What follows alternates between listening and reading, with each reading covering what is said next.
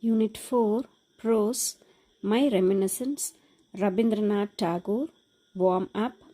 Beauty lies in the beholder's eyes. Read the quote and observe the picture.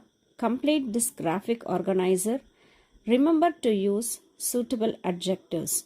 Elegant, waterfall. Reading. When I returned home from the outset of my second voyage to England, my brother Jodirinda and sister-in-law were living in a riverside villa at Chandarnagur, and there I went to stay with them. The Ganges again those ineffable days and nights, languid with joy, sad with longing, attuned to the plaintive babbling of the river along the cool shade of its wooden banks. This sky full of light, this south breeze, this flow of the river, this right royal laziness, this broad leisure stretching from horizon to horizon and from green earth to blue sky, all these were to me as food and drink to the hungry and thirsty. Here it felt indeed like home, and in these I recognized the ministrations of a mother. That was not so very long ago, and yet time has wrought many changes. Our little riverside nest, clustering under their surrounding greenery, have been replaced by mills which now, dragon like, everywhere rear their hissing heads, belching forth black smoke. In the midday glare of modern life, even our hours of mental siesta have been narrowed down to the lowest limit, and hydra headed unrest has invaded every department of life. Maybe this is for the better, but I, for one, cannot account it wholly to the good. These lovely days of mine at the riverside passed by like so many dedicated lotus blossoms floating down the sacred stream. Some rainy afternoons I spent in a veritable frenzy, singing away old Vaishnava songs to my own tunes, accompanying myself on a harmonium. On other afternoons, we would drift along in a boat, my brother Jodirinda accompanying my singing with his violin. And as, beginning with the Puravi, we went on, varying the mode of our music with the declining day, we saw, on reaching the Behanga, the western close the doors of its factory of golden toys, and the moon on the east rise over the fringe of trees. Then we would row back to the landing steps of the villa and seat ourselves on a quilt spread on the terrace facing the river. By then, a silvery peace rested on both land and water. Hardly any boats were about. The fringe of trees on the bank was reduced to the deep shadow, and the moonlight glimmered over the smooth flowing stream.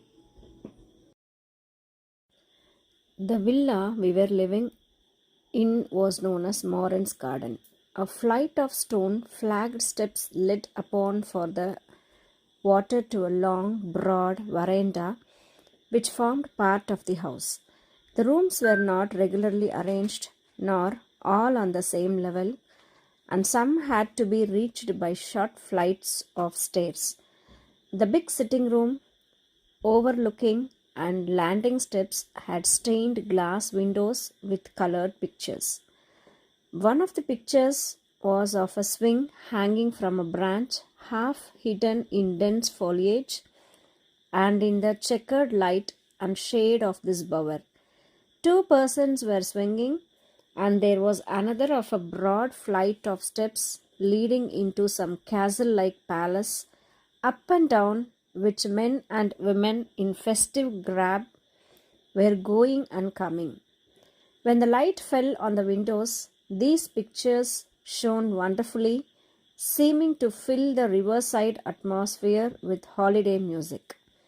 Some faraway, long forgotten rivalry seemed to be expressing itself in silent words of light.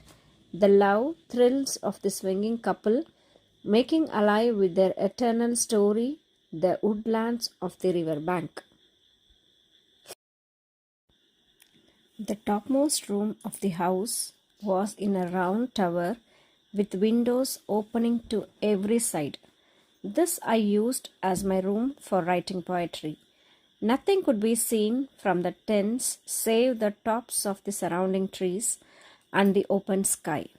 I was then busy with the evening songs, and of this room I wrote, there, where in the breast of limitless space clouds are laid to sleep, I have built my house for thee, O poesy.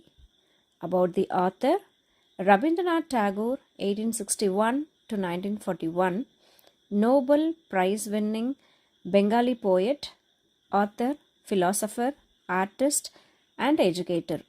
Wrote Gitanjali, 1912. My Reminiscence was written and published in his 50th year, shortly before the started on a trip to Europe and America for his failing health in 1912.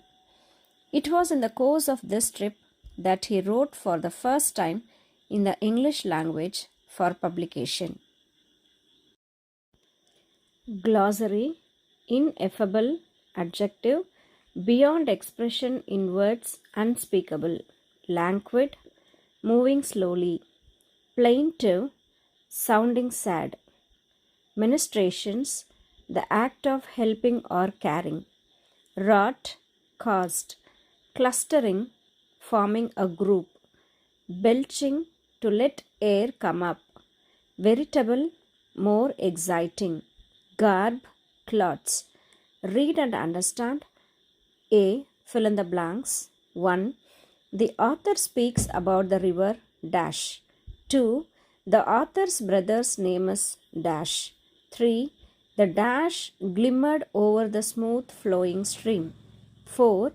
The dash room of the house was in a round tower with windows opening to dash. B. Answer the following in one or two sentences. 1. How does the author feel when he sees the Ganges again? 2. In what ways the river and its bank have changed? 3. How were the rooms arranged in the author's house? C. Answer the following in a paragraph. 1. Explain in details how the author spends his afternoon. 2. Describe how the rivers look when he rows back.